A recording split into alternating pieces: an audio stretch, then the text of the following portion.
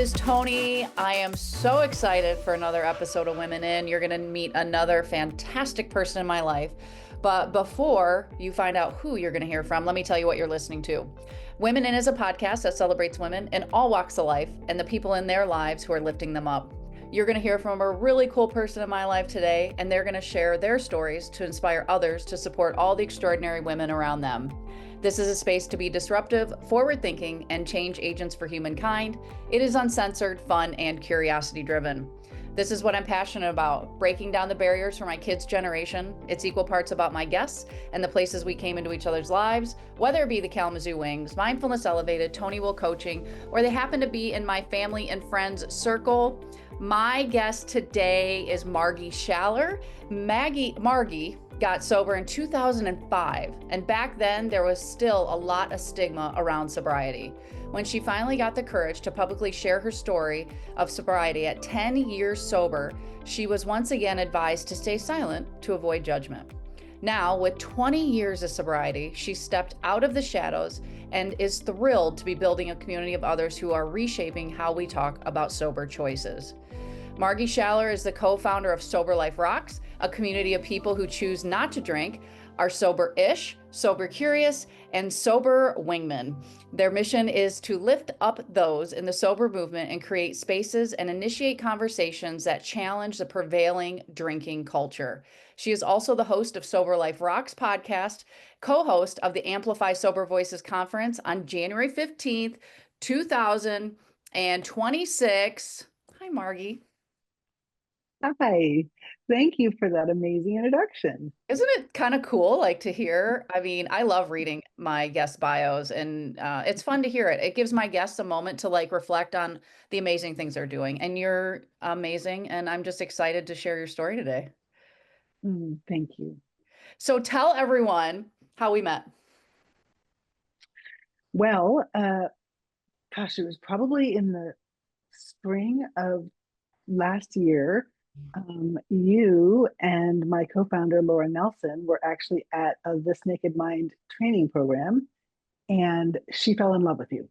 And she said, "You have to be on our podcast." And so made the introduction, and you were gracious enough, without even really knowing me at all, to just say yes. And from there, we have just started building this friendship. Yeah. Yeah. It was really cool. Laura and I hit it off right away, and I have never met a stranger. It's one of the traits I got from my mother. And I love meeting new people, and especially women in this space of living alcohol free, living sober. And when you and I met, we were talking about your sobriety story, and it's in your bio. But I want to spend a little time on this because your story stuck with me because of getting sober back in 2005 at 20 years now, which congratulations, by the way, that is Thank you. amazing. It was so different back then.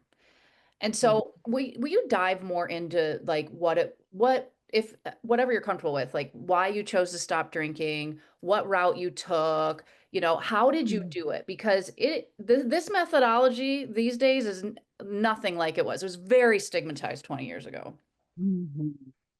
Um, I kind of want to back up a little bit further than that, Tony, because I think women in my generation would really relate to the fact that, we were raised by people for whom drinking was even more common than today.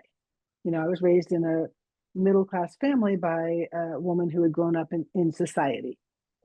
And in society, you have your pre dinner cocktails, and then you have your wine with dinner, and then you have your post dinner cocktails.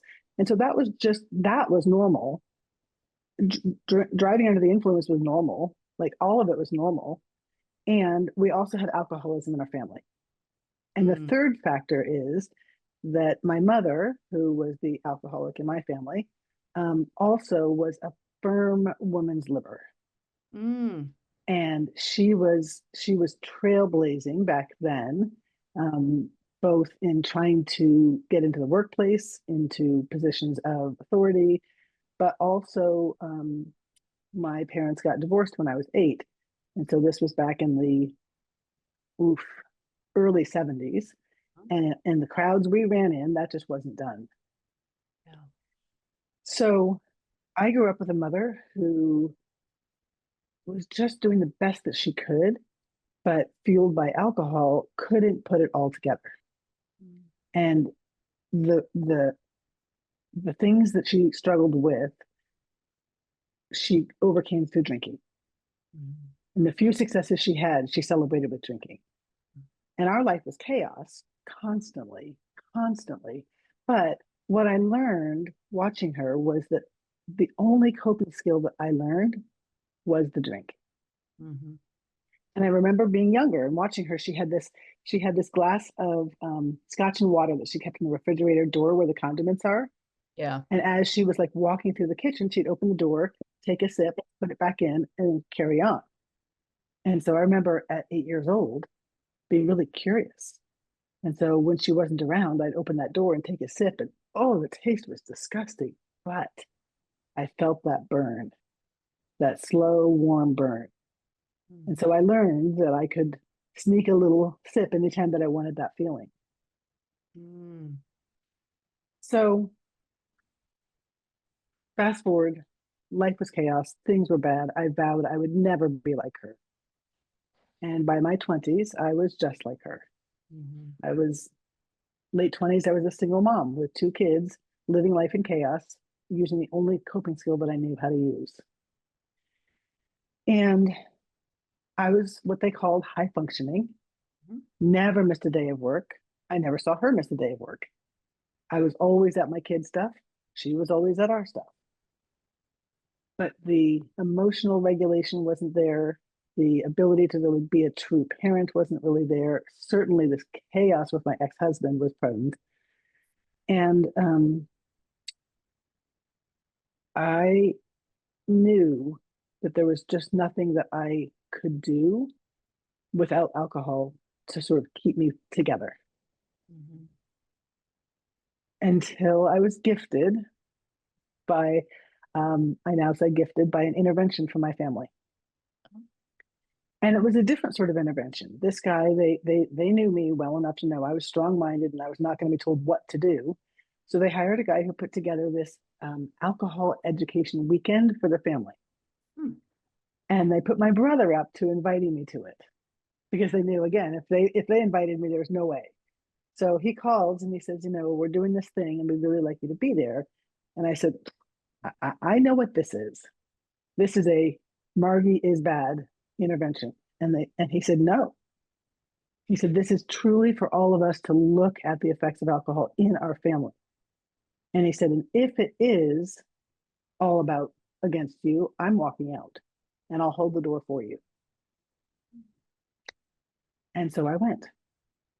And it was a fascinating experience, Tony, because what this guy did was he first spent time mapping our whole family tree and looking at where we suspected that somebody was under, alcoholism is what we called it then. And then he started talking about the effects of the disease, about the cravings. And I remember he turned to my dad, who's not an alcoholic. My mom has since passed, and he's remarried to a wonderful woman. And he said to my dad, he said, Tom, do you drink coffee every morning? And he said, well, of course. And he said, have you ever had that experience where you reach up into the cabinet and you pull out the coffee can and you shake it and it's empty? And that feeling of, oh, and Mhm. my dad's like, oh, yeah. And he said, that's a fraction of what it's like for the cravings that somebody has when they're looking for alcohol. And my dad said, what? And I looked at my dad and I said, you don't know that? Mhm. Well, long story short, I agreed to go to treatment and I went to 30 days treatment, which to me was a huge, it felt so wrong. It didn't feel like it fit me because I hadn't had all of the consequences. Mhm. But this guy, worked through all of that with me and I agreed to go. And even the first couple of weeks, I saw people who had so many disasters happen to them that I hadn't had until they bring in people to this treatment center who are sober and have been sober for some time and they tell their stories. And this guy told the story of his job that he still had, and the wife that he still had, and the house that he still had, and the boat that he still had. I didn't have a boat, but, and then he said, but I didn't have anything inside. And in that moment, that's when I went, oof, Mm-hmm. that's me. So back 20 years ago, the only thing that they recommended for you to do once you got out of treatment was to go to AA, Mm-hmm. which again, to me, this notion of the old man with a brown bag under the bridge was what I had in mind. And so I was just desperate enough that I agreed to go. Mm-hmm. And in those rooms was a mixture of bikers and people who had previously been homeless and professionals and teachers and people who had gotten their lives back. And I just hung on. I hung on for dear life. I struggled with cravings for months and months. Some people immediately had all that lifted. I didn't. And so I really had to work hard at it. But here's the thing, I was petrified. I struggle with social anxiety. And so when I'm in a room with people that I don't know, I just want to hide in the corner. And the recommendations from my treatment center had been like, it's not about just going to the meetings, it's about going to the meetings after the meetings. In Mm-hmm. other words, people get together and they go to coffee, or they get together and they go to breakfast. And so the first couple of days, somebody invited me to breakfast as with a group. And I sat there in the booth and I shook. And these women just let me be. And they just loved me. And they picked me up and they brought me along to all of these different activities. And slowly, a little bit, I was listening to them and I was thinking, oh, I know. One time, one of the women was like, hey, did you get that purse that you were looking for? And somebody else was like, oh no, I didn't like the one that I was looking at. And so I'm going to go out later and look at one. Do you want to come with me? And I thought, they know about each other's lives. Like I had never experienced women friendships like that. Just the simple little things. And I started to go along to shop for the purses Mm-hmm. and get to know their lives. And they loved me just the way that I was until I could begin to figure out who I was and what this empty hole inside of me might be filled with. Wow. And so your first attempt to quit drinking is successful. Yeah, The odds of that, like you are the unicorn of quitters, yeah, which is, but that it's a compliment in the same sense. It, to your point, it is hard work. It really is hard work. Those cravings are no joke. And I love that analogy, the story, because I've got, when you were giving me the coffee, I was like, where's she going with this? Where's she going with this? Because I know that feeling. And I also know the feeling of not having my drink of choice when I wanted it, or all the things that come along with that, like watching people drink and thinking, well, I want to have another one, but they're still, why are they going so slow? Because I'm ready for more. And are they going to notice if I do it? And then I want to act sober. So people, I mean, the whole, like the bionic hamster of just that's what I call my brain, the drinking. It's just, it sucks. And it so, does. okay. So for you over the 20 years, what has sobriety looked like in terms of maintaining the sobriety? Do you go to AA meetings? What labels do you use? I want to hear about that because I would imagine it's been, a lack of a better word, a journey, but it's changed a lot. Like the culture's changing and you've gotten to be on both sides of it, which I think is so cool. So tell me about that. Yeah. Yeah. So early on, I was just desperate. I was hanging on for dear life. I had my fingernails clawed around anything that I could to be able to maintain just 10 minutes at a time. Hmm. And AA was my lifeline. It was absolutely my lifeline. And at first, I went to 2 to 3 meetings a day sometimes, and gradually was able to get it to where it was 1 meeting a day. And I did 1 meeting a day for probably 3 or 4 years, Hmm. Tony, because I didn't have any other way to navigate my life. Um, I didn't have any, I didn't have any life experience with doing life. And so I was afraid that if I did anything but AA, it would lead me back to drinking. That being said, I was a professional. I had a job where my role, I was working at a medical device company, and my role was to go to conferences and to wine and dine potential consultants for us. And so I had the company credit card, and it had been recommended to me back in the day that I might want to not talk about the fact that I was an alcoholic, Mm. which there's a whole lot of stigma around. And so I would have to take these doctors and professionals out to meals. As the host, they would present me with this big wine book, which was a directory of my best friends, Mm-hmm. Of course. and have to look at it and go, I'm not sure that I know the best wine. Can somebody else pick one? Mm. And then ask the waiter to take away my wine glass and, get the club soda with lime. And it was all so scary and Mm. so uncomfortable. And the question that, don't you want just one? And I say, oh no, I'm working, so I don't drink when I'm working. Just it was tough. And that coupled with the cravings was crazy. But the thing of it was is that in the neighborhood where my core AA meetings was, there weren't people like me. There weren't people that had jobs that they were traveling and schmoozing and these sorts of things. And so the best advice that people gave me back then was when it gets uncomfortable, just leave early. Mm-hmm. I've got the corporate credit card. I can't do that. Yeah. I'm expected to stay until the last person wants to leave.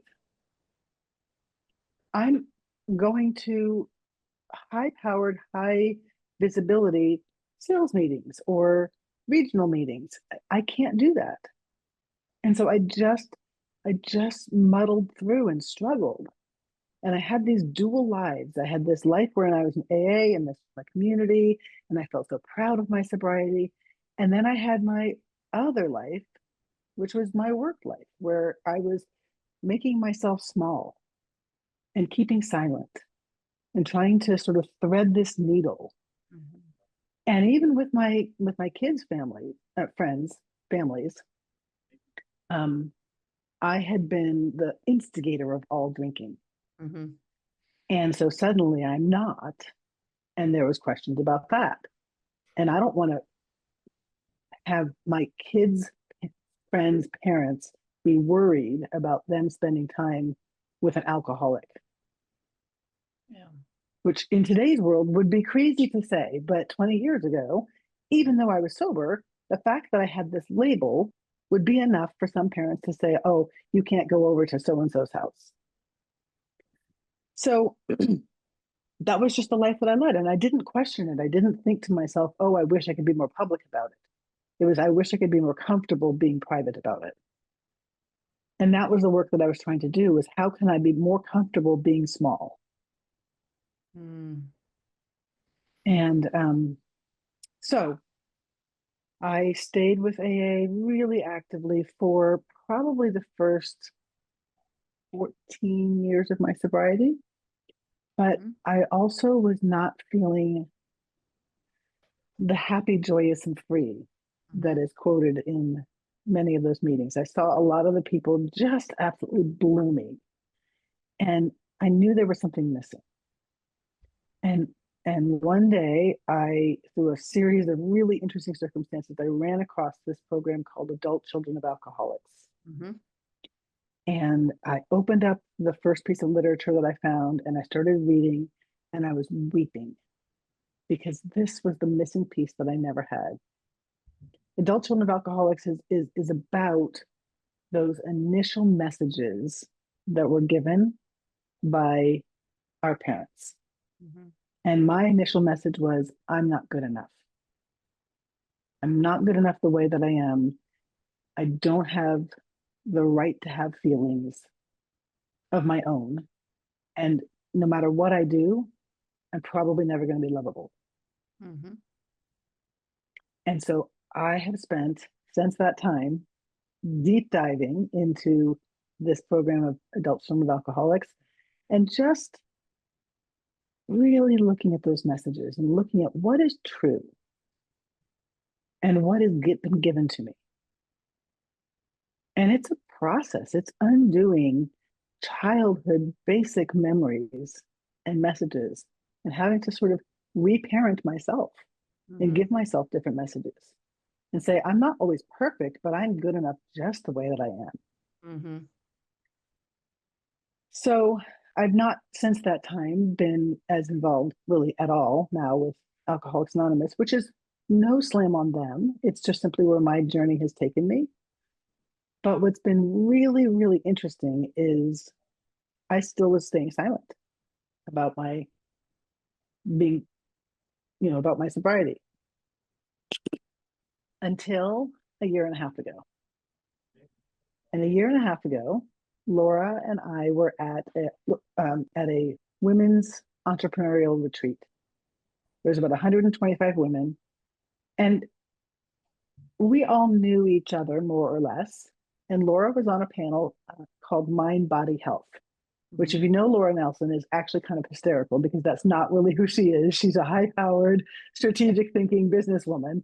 But she had been asked to speak about it because she had been very open about her sobriety since day one. She says she got sober on TikTok. So she had been asked to talk about sort of how her sober choices had affected her mind body health.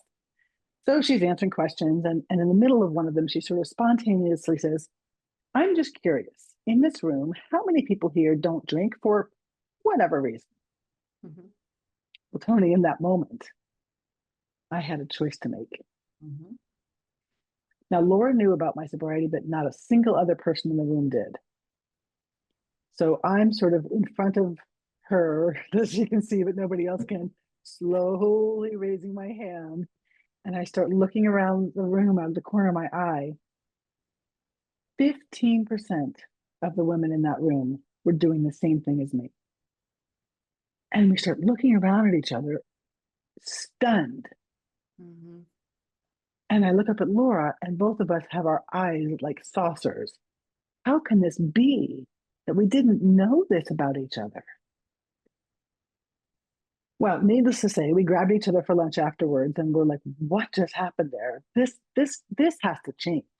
Yep. This business of none of us being able to even talk about something that is so important in our lives has to change."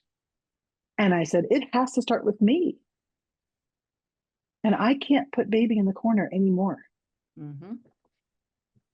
So we launched Sober Life Rocks with a mission to not change anybody's drinking behavior, but for those who choose not to drink or drink less, we want to normalize that.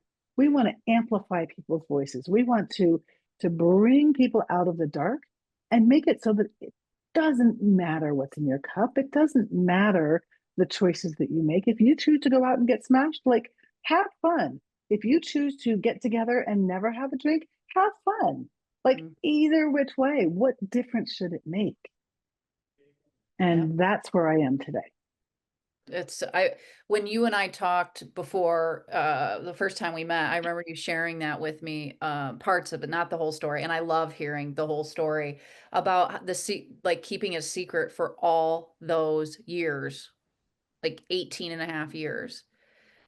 And listening to this rebirth for you and being with that 15%, which is high, by the way, like in as we continue, that movement continues to grow. But so you in that moment went from feeling somewhat powerless or used to that feeling to being empowered and with that one question. And you were courageous enough to raise your hand. I mean, it gives me chills. It gives But me, I wouldn't have been able to do it had I not done the work from the adult children of alcoholics.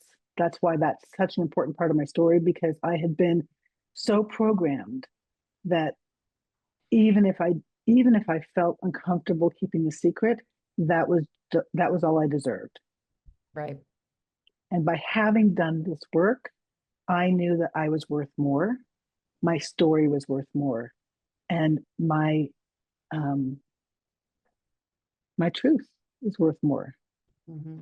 And I have to say, Tony, the unexpected thing that has happened as a result of speaking my truth in all aspects of my life now was that I literally over the course of the next couple of months felt my cells realign themselves. Mm-hmm. I could feel a physiological difference in my body, in my skin, in my eyes, in my nose, in my hair, because I am now integrated in all parts of my life. Yeah. And that is empowering. Like truly. And so what have the last 18 months looked like? I mean, you and Laura have built this amazing brand, and it's not just a brand. I mean, there's a meaning behind it. But and this conference coming up. So talk about that because I I mean, the name of the podcast is Women In, but I loved to lift women up. And I love hearing when women work together and collaborate to create something. And so, talk about Sober Life Rocks and how you all decided, you and Laura decided to embark on that. And I will be interviewing Laura, but it's, I think in June, she'll be on Women In. So, like, how did you two say, yeah, we can do this Yeah. together and it's going to work?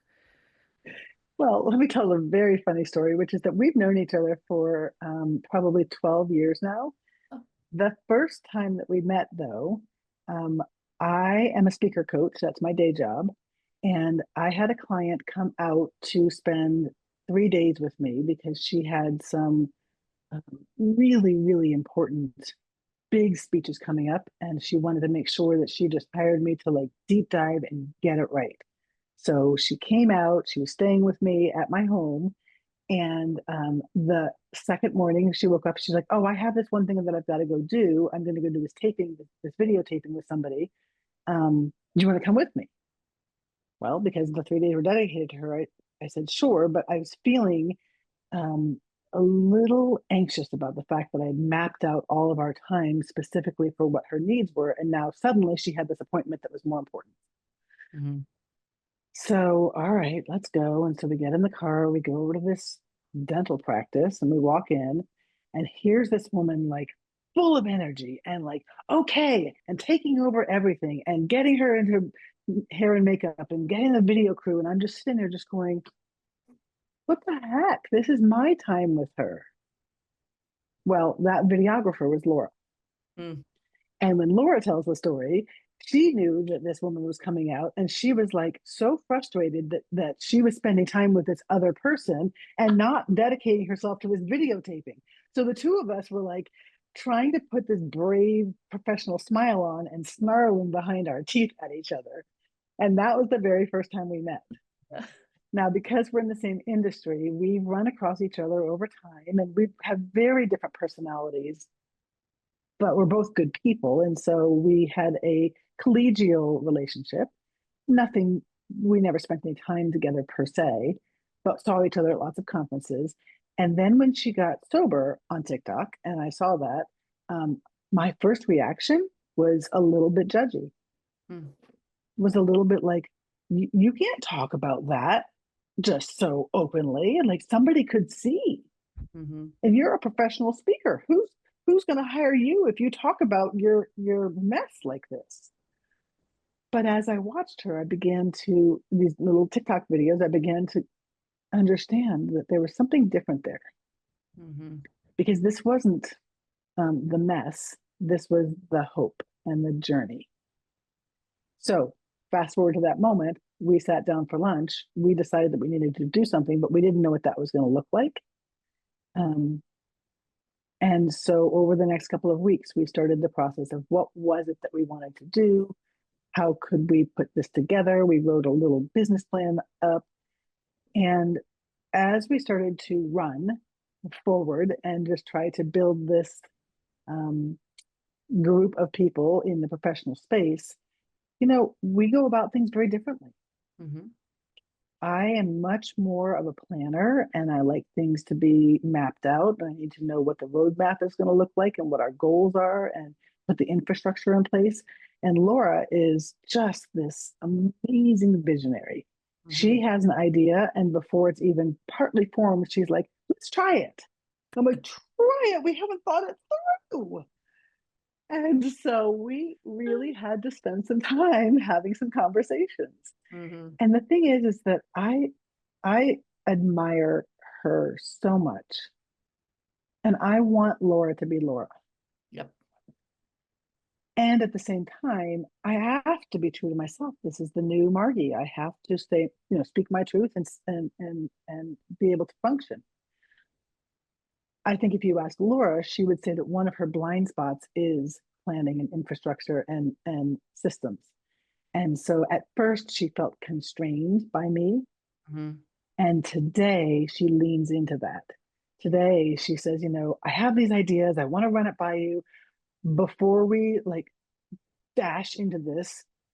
Like, let's poke some holes in it. And so Yeah. it gives me that voice. And I now trust her that when she has an idea that isn't fully formed, I'll say, let's try it. Mm-hmm. But it's taken some really deliberate conversations. I think that the number one thing that has been essential to our relationship is that we're different and we respect that and we lean into each other's strengths and we have each other's blind spots. Yeah. What a beautiful description of that and how collaboration with two very different personalities can work. And as someone that It has could it could have been a disaster. it could have been. Yeah, oh, 100%. I think a lot of times they end up in a disaster. Mm-hmm. But I think what you and Laura both have, though, I think, wisdom is, and you said it earlier, but as you've grown in your sobriety, emotional regulation. And when you stop drinking, and I mean, not that immediately emotions are regulated. No, actually, it's probably, we're laughing because we know it's the opposite. It takes a long time. And depending on what type of work you're doing, whether it's therapy or coaching or both, or reading or podcasts, or I mean, there's so many things you can do. But um, the wisdom in that, it gives hope to some people like me who have a hard time with collaboration because I'm so much like Laura. I don't like to be slowed down. I want to do things my way and quickly. But I am married to someone who pokes holes in a lot of things. And I will tell you, there is that the intentionality and the thoughtfulness and the pumping the brakes a little is really helpful for people like Laura and I. So I love that you Yeah, and put that out. I think that if it were, I'm very, very aware of how easy it would be to squelch her. Yes. And so when we have these conversations, my whole goal, and I tell her up front, is I let's talk about how we can make this work. Mm-hmm. Yeah, and you open with that. Like when you Yeah, say that to me, because I can so relate to where Laura's at, I'm like, oh, Margy cares. Like she values this friendship and this yeah, collaboration. She's not out to get me. right, Yeah. right. Versus I think that when oftentimes partners are bouncing off each other, the tendency, the challenge is like, oh, that's not going to work because, or Right. well, what happens if? Those aren't useful to me. But when we start with how can we make this work? Let's see how we can make this work. Or help me understand what this looks like 3 steps down the path. Those allow her to start verbalizing some of the nonverbals and we can put some meat on the bones. Yeah. Yeah. So we've been talking about Laura and your relationship with her as one of these pivotal women in your life. I'd like to expand on that and talk about the other women in your life over your entire lifetime that you'd like to highlight that have made Margy Margy. Mm.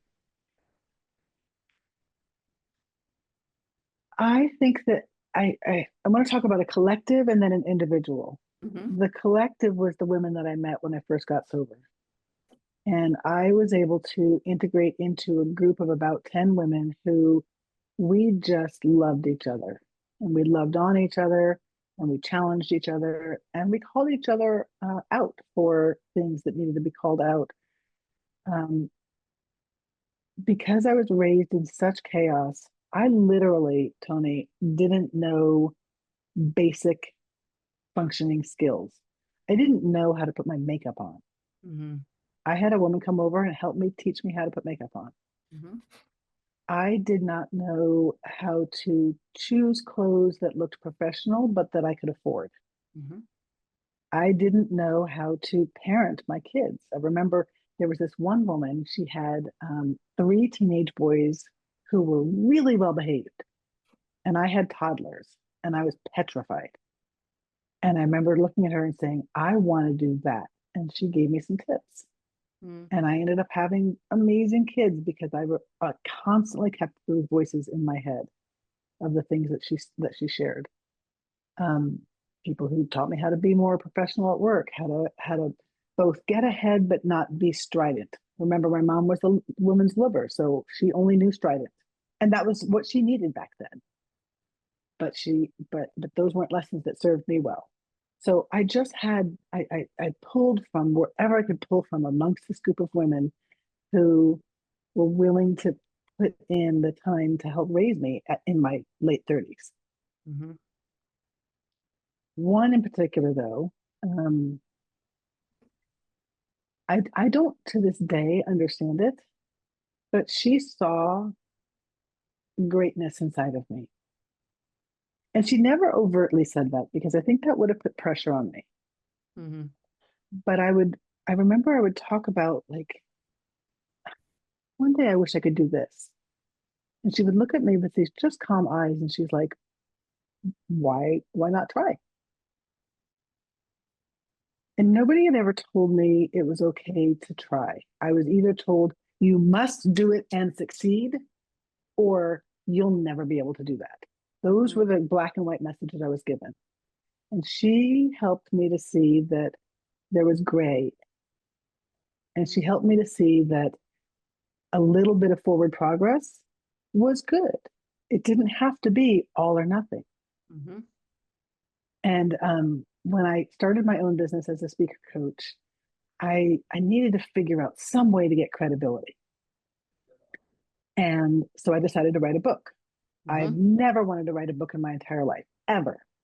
But I figured if I could say that I was a published author, that would give me some credibility. So I started writing this book and I was just bogged down and struggling. And I remember her saying, like, why not just finish it? And it kind of freed me up from trying to like be amazing to just finishing it. Mm-hmm. And I called my dad and I said, hey, Dad, I'm doing this thing. I'm writing this book. If I put it on Amazon, will you buy it so that I can say I'm a published author? Mm-hmm. And he did.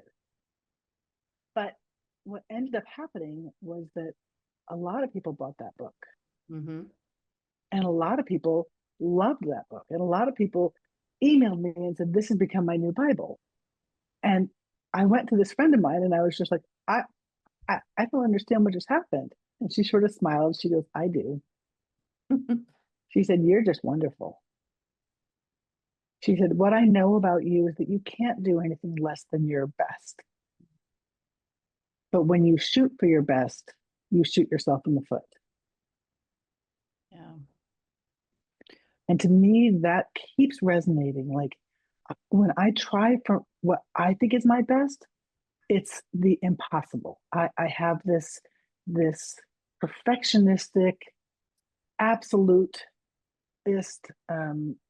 tape in my head.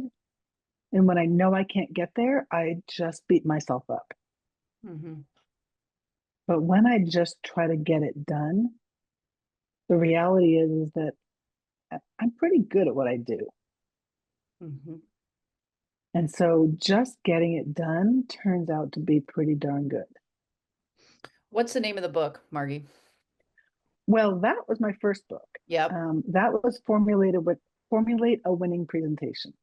Okay. And I now look at it as my practice book Okay. What else? because I've Yeah. since done a second book, which I feel a whole lot better about. And that's this Write a Killer Talk. And this is my life's work. And I'm super proud of this book. And I would anybody who is needs to do any kind of speaking, this is where I would point them. Okay. I wrote it down. because Thank you. I'm gonna buy one. Because yeah, I'm working on my book right now, so and it is it's a baby that you birth out into the world. Oh, absolutely. You go through the early phases with throwing up, and then you start growing this thing, and then you get it super uncomfortable, and then there's the labor pains, and then you give birth, and you're like, I don't know what to do with a baby. I've never had a baby before. It's scary. Yeah, with Yeah, a new identity, author, mom. I mean, it's yeah, exciting, but it's terrifying. Yeah. yeah. Well, and I vowed I'd never do it again. And here now I've written the second book, and I think to myself, I never ever envisioned being an author, and maybe there's a third book out there somewhere. I don't know. Bask in the glory of the two. All right, I've got two more questions for you. And then I want to know, I want to share your contact info. The first one is, let's talk about the conference, Amplify. So, Yes. okay, first time conference event putter honor. That's not a word, but I'm making it one because we talked the other day. And so talk about the conference, when it is, who's the target audience, where to buy tickets. Thank you. Amplify Sober Voices is what we're calling a thought leader conference for people who are in the sober or alcohol free space. Mhm. It's for who feeds the leaders.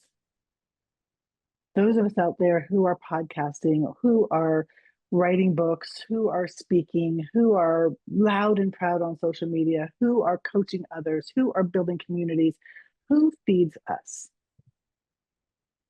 And so this one day conference is on January 15th, 2026, and it's being held as a standalone conference within PodFest Expo, which Mhm. has 2,000 people from all over the world on all different topics. But for ours, you can come for the day, or our ticket gets you into the whole PodFest 3 day conference. We will have content specifically to help people grow in their chosen area of their voice or to learn to do something else. If you're currently a podcaster and you think you want to write a book, Mhm. there will be a segment on podcasting, on writing, on speaking, and on influence. And Tony is going to be one of our speakers in the area of growing your influence in the sober space, which we are uh, so grateful for and so lucky to have you. Thank you. You can go to amplifysobervoices.com to buy tickets, and the prices go up every 3 months. So Mhm. buy now to save yourself a little bit of extra money. Yeah, it is right now, and when this podcast airs, the price is so good, y'all. Okay, 199 right now, which is awesome. Now, when this airs, it'll probably be up 299. So 299 right now. Don't listen to me, go to the website. But it's so affordable, and conferences are expensive, and this is in Orlando in January. Where else do you want to be? So I'm just honored that I'm going to be a part of this and just to lift other sober voices up, women up, entrepreneurs up, thought leaders up. There is so much room for all of us, and that's how we get the message out. And remove stigmas and have our own rebirths. And so and when we talked a couple days ago, having put on my own conference myself, I applaud the work and the commitment that goes into doing something like this. So my hat's off to you and Laura, and I'm Thank excited to you. be a Well, part of our it. whole thing is lifting others up. That's all we've ever wanted to do. That's been our vision from day one. And because this is a newer movement, this being open about sober choices in today's Mhm. world, we feel like if we could meet each other in person as a group, as a collective, come together, network, learn from each other, how much further and faster could all of us go and really start to shape the narrative, not just in our own community, but with society at large? 100%. Yeah, it'll be fun to meet you in person and give you a hug because we haven't met in person. Yes, I know. So we talked a little bit, and this is where I want to wrap it up, but how do you, Margie, specifically lift women up? Love them where they are. Mm-hmm. I think we all have a little bit of woundedness in us. Yeah. And that one friend that I talked about, she just loved me where I was. Mhm. And she saw me as more than I saw myself. Yeah.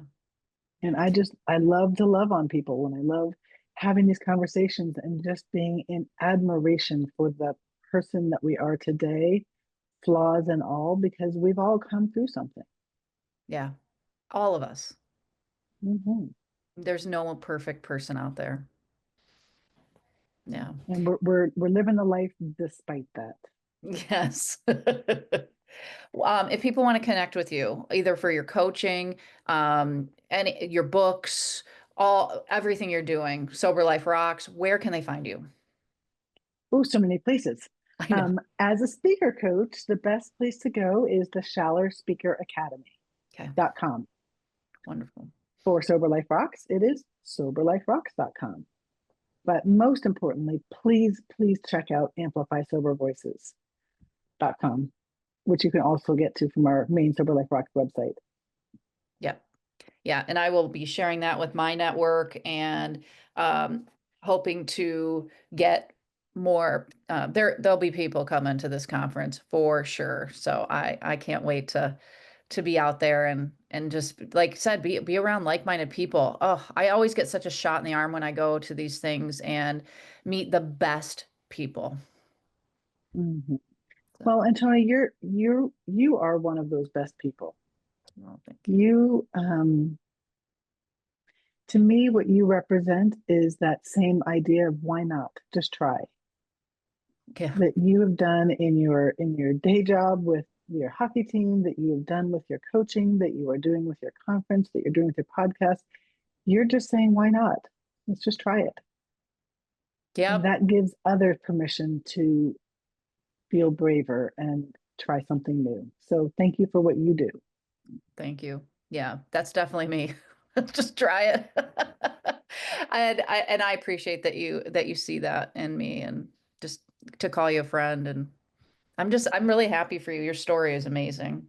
It's not easy to be sober, alcohol free, pre, sober curious movement and to do it for that many years. Like that just you're a badass, Margie. You are a badass lady. So thank you for Thank being you. on. And if anyone wants to connect with me, I'm not hard to find either. If it, the hockey side of my life, kwings.com, coaching side for lifestyle coaching, mindfulness elevated, professional development coaching at tonywill.com or tonywillcoaching.com. And then I'm on LinkedIn and Facebook at Tony Lentini Will and on Instagram at I'm Tony Will. And until next time.